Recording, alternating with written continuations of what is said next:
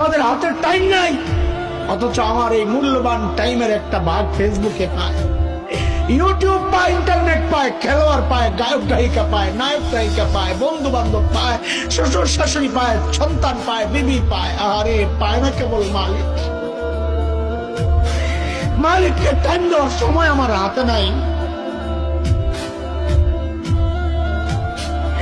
একদিন তো আফসোস কর ভাই, কি করলাম, ইয়া লাইতানি কদ্দামতু লিহায়াতি, ইয়া লাইতানি,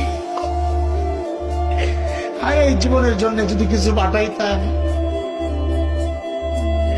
এই দেখ আমার দিকে তাকা, আমি তো এখন আফসোস করি, আরে যৌবনের 32টা বছর শেষ করলাম, আরে কি করলাম।